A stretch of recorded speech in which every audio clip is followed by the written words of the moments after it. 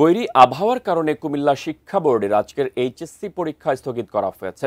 কুমিল্লা মাধ্যমিক ও উচ্চ মাধ্যমিক শিক্ষা বোর্ডের পরীক্ষা নিয়ন্ত্রক রুনা নাসরিন জানান, ফেনী সহ বোর্ডের আওতাধীন 6 জেলার কয়েকটি স্থানে বন্যা পরিস্থিতির অবনতি হওয়ায় এই সিদ্ধান্ত নেওয়া হয়।